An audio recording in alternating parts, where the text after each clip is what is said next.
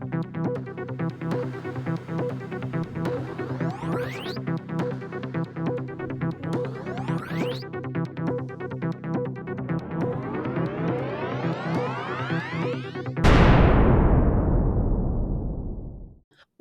to the show, everyone. Nice to see everyone. It is Dr. Gwen Palafox and Dr. Dana Waters back for another episode. Howdy, Dana. Howdy, how are you doing? we made it through the holidays. Yeah. We made it through the holidays by the skin of our teeth. Is that the saying? Yeah. The skin of our teeth. By the enamel of our teeth, because enamel's pretty thin too. I know. Why is it skin of your? Why is it that way? I'm gonna have I to love look that. That's like an autism thing, right? We question everything. Like, why? Wait a minute. I'll look up phrases. Like, I have to know how this originated because it makes no sense. Yeah, I think I'm going to need to close that loop later. I'll close that loop later. I don't have to close that loop right now. Cool. But maybe when we come back, I'll update our audience on why it's. And you know what? Actually, our audience does help us. You know, we did Knowledge is Power. Oh, yeah. Yeah. And someone's like, that's Schoolhouse Rock. I'm like, oh, yeah. I love that. Yeah, absolutely. Yeah, we can talk about that in an episode, too, about why phrases like that can confuse us. Yeah. Yes. So if you're in the audience and you know why it's the skin of your teeth or what that means, I sure would appreciate that enlightenment. Yeah. Hey, Dana, why don't you start us off today? Sure. We're going to talk about gender. So it's a huge topic. I've seen people dedicate their life's work to just talking about gender and researching gender and what is it. And if we start with and especially now, it's exciting in 2023 now, how different it is now, even than when I was a kid in terms of awareness and people knowing about it. I'll start out with my biggest pet peeve is gender reveal parties for babies before they're born. It's not gender. They're not revealing a gender. So let me tell you why they're not revealing gender. Gender is a social construct. So if we talk about sex, sex that's driven by biology or genetics or hormones, and even then it's like visible, like when the baby comes out, and assuming that things look typically male or typically female, they say it's boy or girl, right? And even before that, parents can find out, what they can't see I'm doing air quotes, what sex their baby is. And I'll tell you why I'm using air quotes even for that word in just a second. You don't know what gender the baby is. That's all things that are socially constructed. So a better phrase is to say like gender expectations or gender norms. So most people have heard the phrases like, what is traditionally male and traditionally female? Or what they mean by that is, what did our parents grow up with? Or what was, it's what we call division of roles based on a complete artificial construct in terms of like, your mom stays home, takes care of the kids, does housework, and dad goes off to work, like that old traditional 50s setup, right? There's nothing inherent in that makes the man better at going to work and the woman better at staying at home. And there's so many societal presses about what men and women are supposed to do. That's all based on this idea of gender that is put on top of your pieces and parts or your hormones or those kinds of things. Yes, there are some fundamental differences that are there. Men have, if you're talking about like an XY male, have testosterone that does tend to enlarge muscles bigger and those kinds of things. So, as a whole, men might be physically stronger when they're younger, right? But even then, and what I'm so excited about now in 2023 is you can even then split that further and go into the cracks around that. And we can talk about some intersex conditions or things that aren't so obvious as the XX and XY chromosomes of the past that we said, well, that's a girl and that's a boy, right? But there's really oppressive pieces that come along with gender. So I was thinking about this the other day. For me too, I'm constantly having to keep up on terms. I'm in my late 50s. I've done safe zone training and LGBTQIA training. And it's like, okay, I know what trans means. I know what trans meant 15 years ago. And that meant somebody who felt like they were living in the wrong body and would transition, right, from male to female or female to male. And it was a binary, right? You were one or the other still, right? And now trans means something different. Trans can even mean genderqueer. It depends on who's using that phrase. People that I know usually use the word trans when they are making a change from what their environment has thought they were. So it could be wearing different clothing, it could be changing a name, and it could be as far as taking hormones and having surgeries and getting gender affirming, work done, or moving, or letting their social circles know what their real identity is, what really feels right to them. So you can't make assumptions even on that anymore. You have to ask folks. And then there's just right before we met, I was again going to do a search of, okay, so what are the gender terms? And I had a hard time finding anything that fit in one screenshot, which was awesome, right? So anytime you have more than one label and the labels are get more and more specific, it's helpful, because then people that have those identities feel more seen and seen more accurately. I have a friend of mine who has been kind of searching for what her gender identity is, because she doesn't identify completely as like the stereotyped feminine femme. And finally, she found demigirl, which seemed to really fit. So she definitely identifies as a woman, but not, a little bit more boyish, or a little bit more towards the not completely female piece. And for her, that label totally hit the nail on the head for her, right? And that's the other thing about gender identity. It's not something that's given to you. It's yours to name. So no one else should be able to say to you, oh, you're this, that, or the other thing. It's your identity and something that you can self-explore, and it can morph. You could find something that feels like it totally fits at one point in time, and then maybe somebody else comes up with a phrase or a term or something like that fits better, and you can say, "Oh, yeah, that's more accurate." Or throughout the lifespan, maybe it's different, right? When I am the third girl in a family of three girls, my two older sisters are only like 18 months apart, very close together, and then I came along like 3.5 years later. So not surprisingly, I probably identified more with doing things differently from them, because kids like to find places of significance, and probably just a little bit of who I am.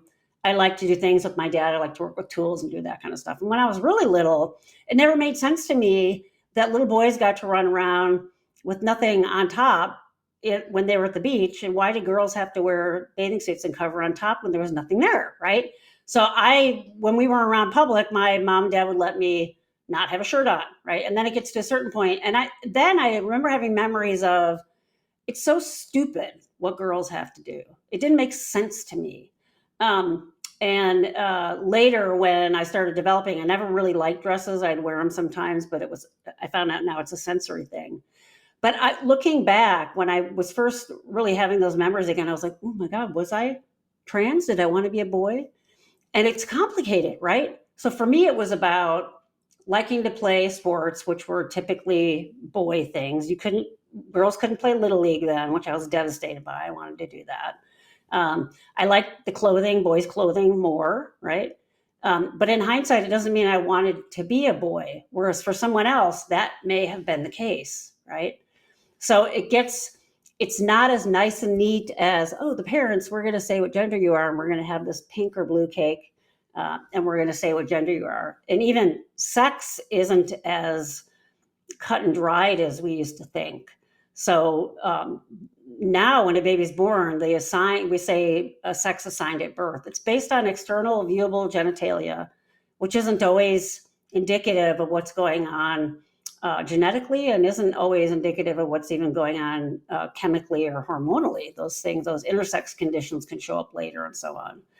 But and I love to talk about sort of my limitations and understanding things, because it really normalizes the learning curve for this.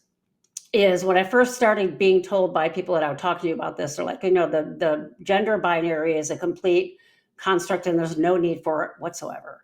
And I'd be like, okay, so how do I know like what department to walk into to buy clothing? And they're like, well, what if it was just all together?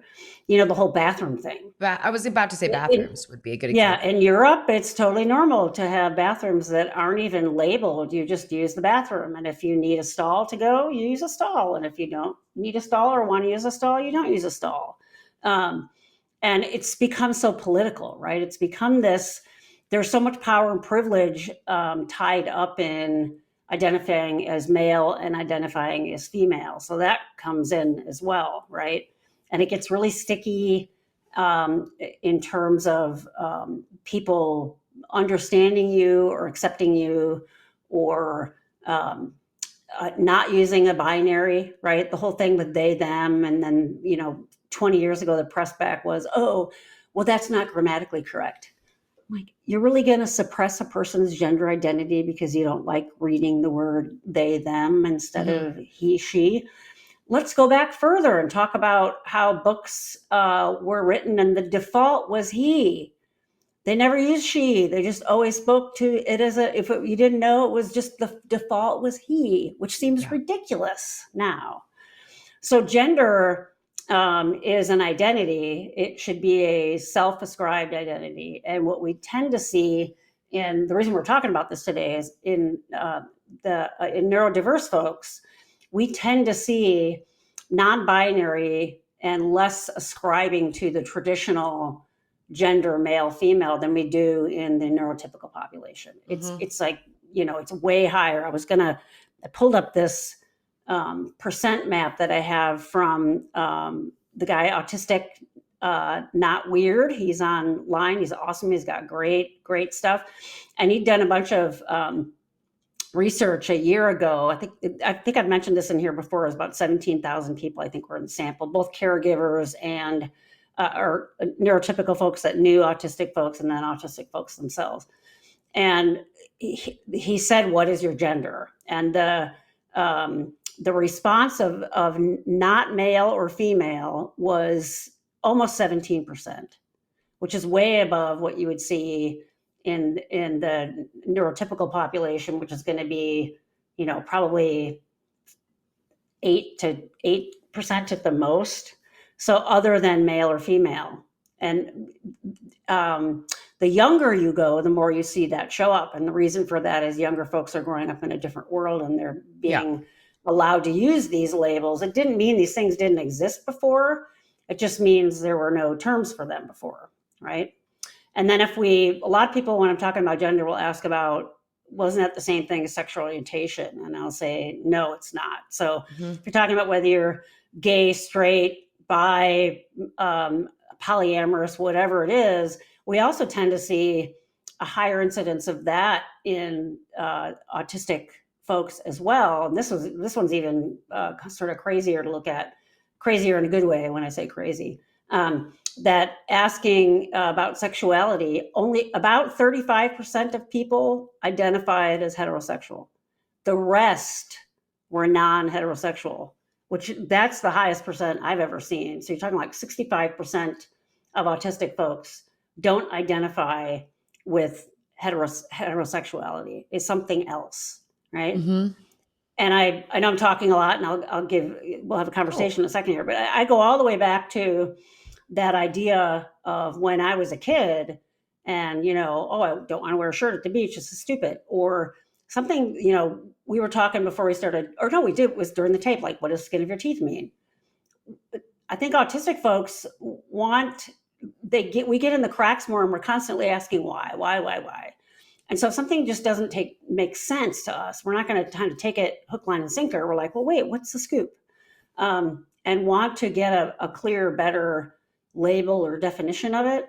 And there's something going on there regardless. I mean, that's my hypothesis. I don't know if that's what it is, but that's pretty marked, those percent differences in folks that report being neurotypical versus those that are autistic. Yeah. I think the thing that really resonated as you're talking about identity is, what is identity?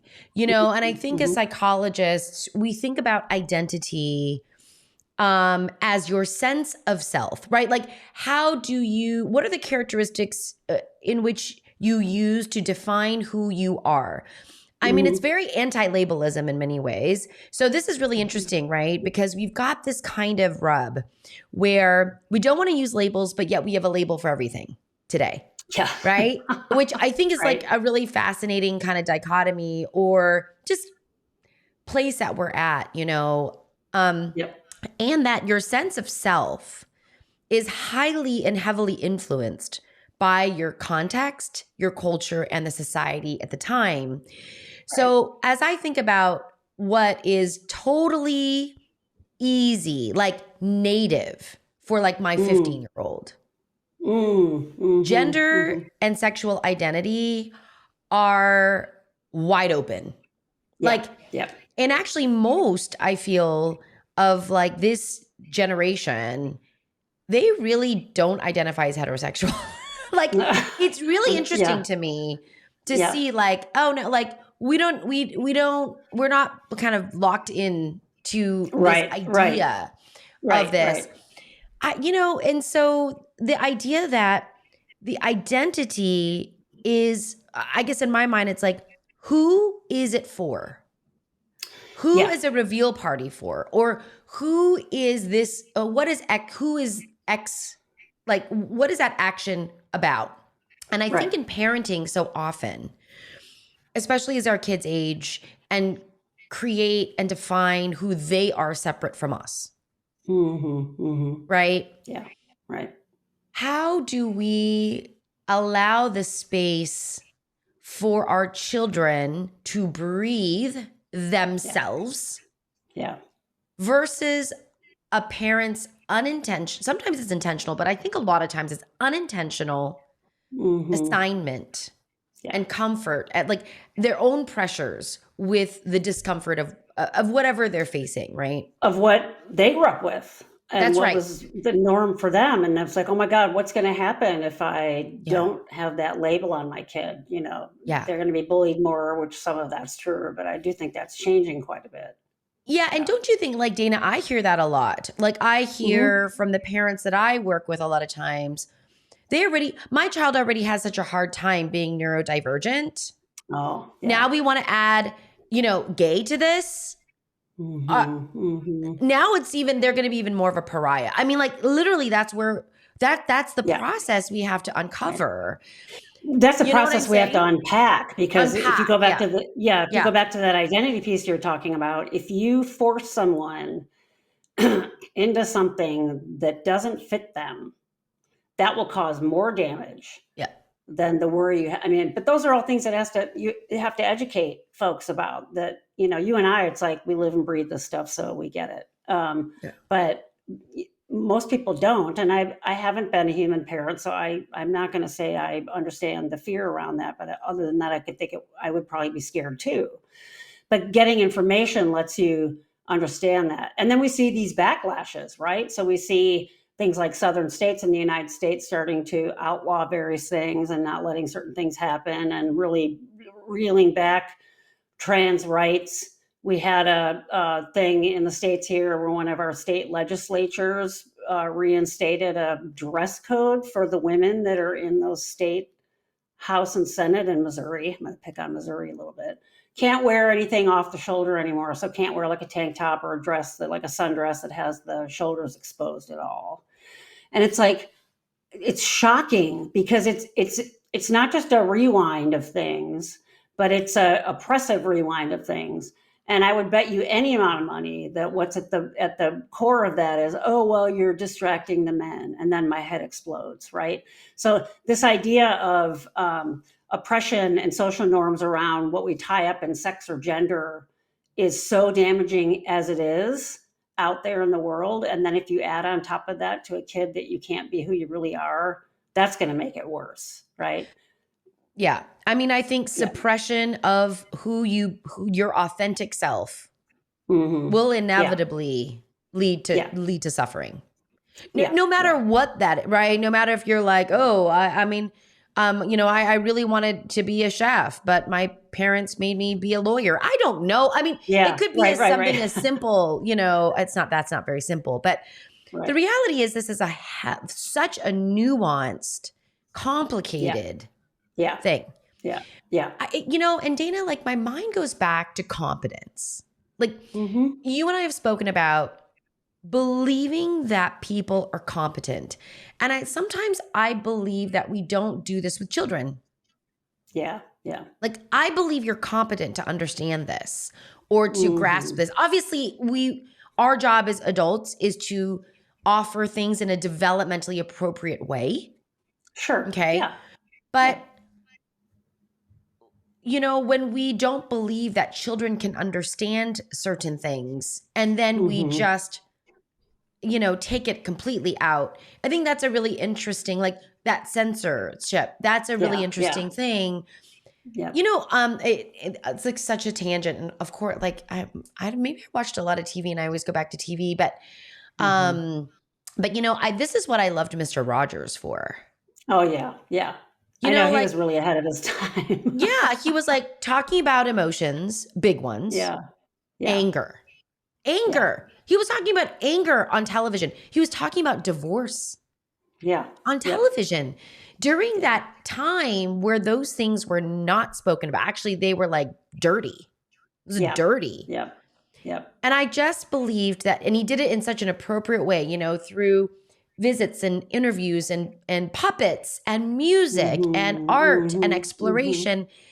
I really felt like whenever I was respected as a kid. Yeah. Yeah. You weren't talked down to or not listened to, or you're too young to understand this or anything like that. Yeah. I mean, of course, this is so varied, and I'm not saying there's one formula that works for everybody per se, but I do think that the common ground here is how do we amplify the voice of the person in a safe space?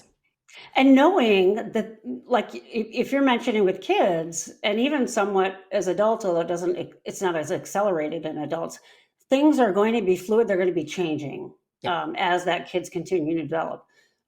Little history, the whole idea of pink for girls and blue for boys was constructed by clothing companies. It had nothing to do with those are feminine and masculine colors. It had to do with, we're only selling one set of clothing. Let's force this binary so that people have to buy two, one for the boys and one for the girls. It's ridiculous, right? And that idea of if you have a little kid who, I love the videos where it's the little boy who wants to dress up as a Disney princess. Why the hell not? It's all sparkly and beautiful and flowy and why, and oh my God, my kid's going to turn out gay. Well, A, that has nothing to do with sexual orientation. And B, if they did, well, it's something I did to them. No, you're talking about not having information. You don't cause a kid to be gay by the toys and dress you let them wear or not wear. Just, there's nothing, any study that's ever shown that has anything to do with it. Kids tend to gravitate towards what's congruent for them and what they're, inherently attracted towards playing with or doing. And little kids don't discriminate that stuff. That's all taught. They can see the reaction from other kids or parents, like, oh my God, my little boy is playing with the Barbie doll. Oh my God, this is terrible. Versus just letting them have that play and not worrying about that, right? You're going to do more damage by making that kid think, oh my God, I'm bad or wrong for playing with that Barbie doll. Or in my case, it was, wanting to play Little League and I wasn't allowed to. Now there's something wrong with me, There's one other girl in the school that feels like I do. There must be something wrong with both of us, right? Yeah. And that's going to cause more of a problem, right? We haven't even talked about, I teach physiology to graduate students, and I talk about how many different systems are in play that delineate what we describe as a masculine or feminine thing, right? Yes, it's first driven by genetics, but genetics can be varied. It's not always X, Y, and XX. You can have variations on that. You can have babies that are in utero that aren't going to respond to or can't respond to the hormones they're being bathed in, and you can have variances. Sounds a little bit too medical as I'm saying it, but differences. From the norm, the higher number that may or may not be apparent at birth. You can have differences that aren't apparent until adolescence, when someone starts to go through those secondary changes and they're not going in what the expected course. And I saw something, I was looking for it again the other day, I can't find it. Something came across my literature feed from one of the professional groups I belong to, that the theory around how many folks really do have variances in hormone or variances in genetics that we didn't know is way, way higher than we originally thought. And they're starting to base some of that on like people doing 23andMe and those kinds of things, getting genetic counseling, that variances to the XX and the XY are way more common than we thought. It was something staggeringly high. It was like 18% of all humans may have some kind of variation to that. And they just don't ever know it because they're never getting their genetics tested. So some of those things can have a very large effect on someone's outward appearance in terms of secondary sex characteristics or even primary at birth. Some can be dangerous at birth, like if your ureters and your urinary canal isn't open and patent, those are things that parents have to deal with right away because the baby could die from that. But what's changing now is if that is the case, it used to be they'd rush, be pretty quick to take babies into surgery and force them into male or female. And now there's much more time to assuming it's not medically dangerous, to allow that time, because sometimes it is, to let that child develop and let the parents figure it out. And not surprisingly, again, younger parents, younger babies, there's a whole pocket of the Dominican Republic that sees a way higher incidence of intersex conditions than anywhere else in the world. It has something to do with that gene pool. And the culture just moves around it. It's just a thing. Like if so-and-so has been a girl, we thought that person was a girl and now they're going through adolescence and now they're a boy, the culture just moves with it. And they're like, oh, if you want to change your name, that's cool. Do you want me to use a different pronoun? Whatever works for you. It's not a thing, thing like a problem thing, like we get so hung up on here. Yeah. And it really comes down to that idea of control, right? People want to know and they don't want to be wrong in it. And really, if you misgender someone or you don't know, typically if they kind of look at you and you say, oh my God, did I misgender you? Or you want to know, I know a lot of trans people, I know a lot of genderqueer people that use pronouns that are different than someone else might use for them. And they're like, that's okay. If you admit that you like, oh, I did that, I'm sorry. Or what are your preferred pronouns? Or are you comfortable telling me what your identity is? It doesn't have to be this big awkward thing. Just ask them, or apologize if you misgender them, right? Instead, we do this big like, well, I don't want to be made to feel uncomfortable, so I don't want that to be a thing. I don't want, oh my God, the bathroom thing, right? I could really go on a diatribe of anger on this one. Oh my God, these trans men are going to come in the girls' restroom and they're going to rape our children. I got news for you. The vast majority of rapes are not perpetrated by trans women. They're perpetrated by straight, white, heterosexual men. And no one wants to talk about that. So there's so much fear around things that are different and that people don't have, that they're not equipped or have the knowledge to talk about. And it really just needs, dig into it. The internet now, you don't even have to go to the library and say, oh, I want to check out a book on this and be all self-conscious. Just Google it, for God's sake. There's so many things you can learn, really good sources you can learn from the internet. And I do think that's why a lot of younger folks like your daughter also, there's more labels and they don't want to be confined because they can find this stuff. It's readily available to find. And that's not a bad thing. Yeah. And I do feel like it's, there's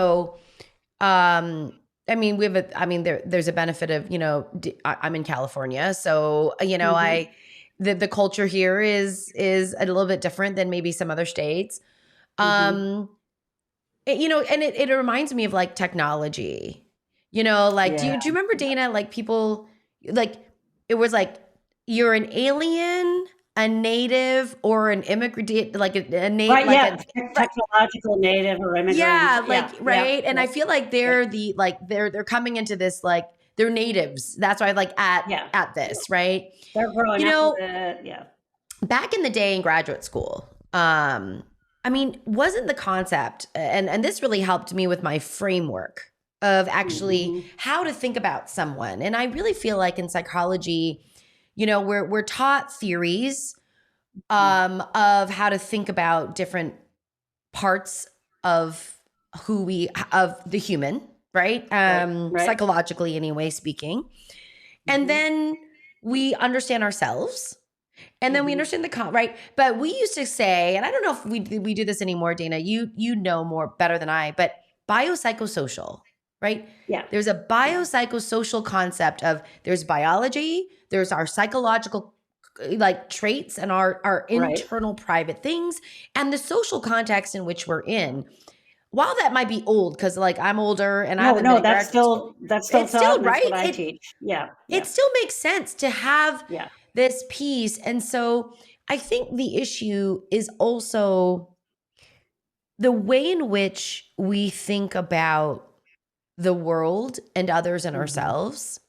In order for us to have an open mind, right? We can't even really do this with differing political opinions, let alone something as sensitive as gender identity and sexual identity, right? But maybe if we think about identity as something that's ever evolving, because actually I think societally we understand that an identity evolves, right? I'm a kid, I'm a teenager, I'm now a young adult, I'm a college student, it evolves. We're constantly changing. I'm not the same person that I was, thank God, in my 20s. I'd like my metabolism back of the 20s, which wasn't even great then, but I want to keep my wisdom that I have gained through life experience. I don't want to give that back because, girl, I own that. I earned it. I should say I earned that. But so I think for us, it's really this idea, and we see this intersection at a higher rate, as you were saying, that we're really talking about identity, sexual identity, gender identity, neuro identity. How all of these things together can be really confusing and can challenge people's biases very strongly. It's right as you said that, I had an insight. It's like, okay, so why was this not happening like out in the open 40 years ago? And I do think it's because all of psychology was sort of, it really had that siloed, mostly men. I'm the one that knows this information, and I'm treating you, and you're the patient, and I know what to tell you. And what we've seen in psychology over that time is, wait a minute, I'm not necessarily the expert. I have tools and things that I've learned, but I work on collaboration with you. And then we've seen these things change as that mindset's changed, and it's no longer like that. The person at the lectern, I'm smart and the information trickles down to the people that are like, oh, give me wisdom. It really is about that give and take. I love it when students know more than me on something in my class. And that's not true for everybody. Some professors get really freaked out by that and like, oh my God, they were challenging me. Yeah, were they right? Well, yeah, but that's not the point. They were disrespecting me. No, they were trying to enlighten you, be open to that. So I think that's why a lot of this, historically, why this is happening too, because you're seeing that massive pushback. We saw some of that in this country in the late 60s, early 70s, right? With women pushing back, and some of those boundaries started to shift. And then, of course, it all got put back in the box again because the system didn't like it.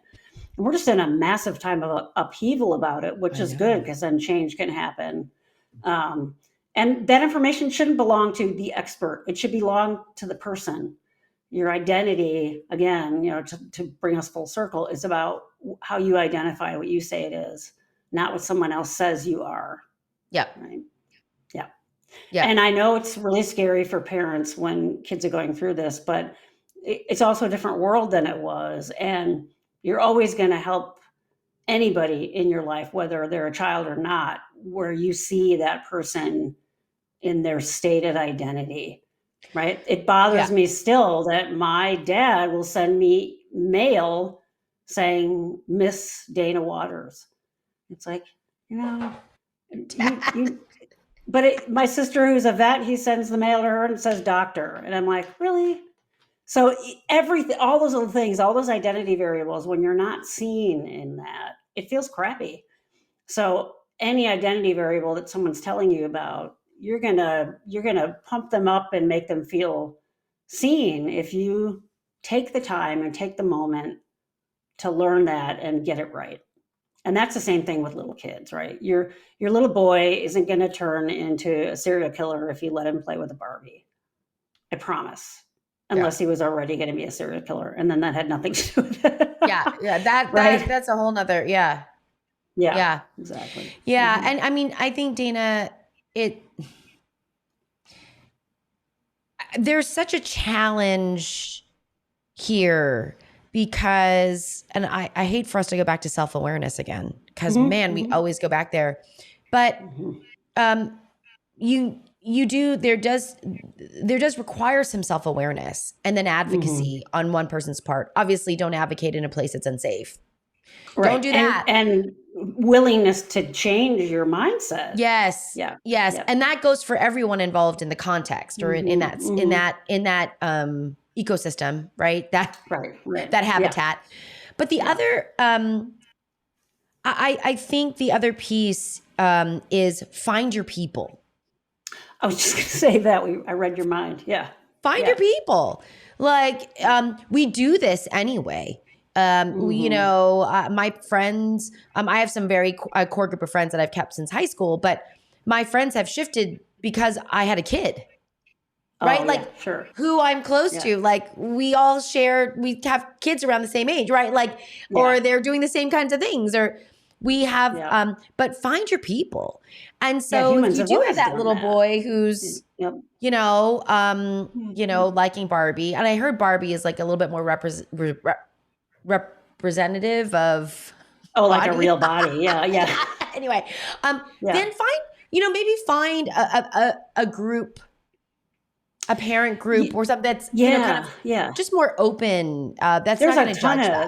There's a ton of groups that for newbie parents whose kids are going through this, and you can talk to other parents anywhere along that continuum, right? Yeah. But I'm thinking, you reminded me of when I was first coming out of the closet. It was a very hard time for me. I was having to divorce a man who's a wonderful, beautiful human, and it just wasn't going to work because of that.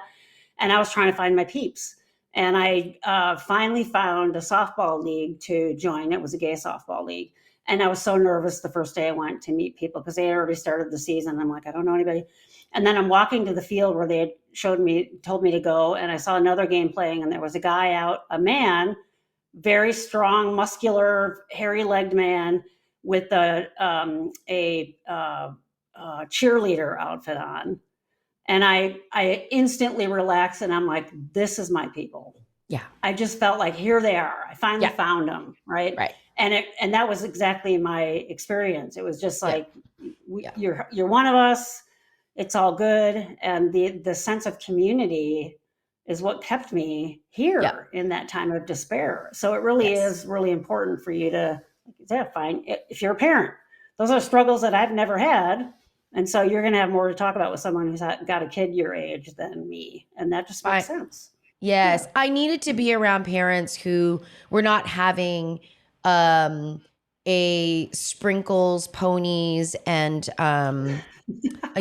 rainbow time in infancy. I really needed to be with moms who were like, whoa, this S is real. Holy cow, my life is really changed, and I'm really gonna need to fight to continue to understand who I am in the context of this, and that I'm resentful that I have to get up 500 times in the middle of the night. Like, I'm resentful. Okay. I don't want to, I really needed to be around moms that were like, my gosh, this is hard. Not like, isn't this the most beautiful time? Because you want to be seen.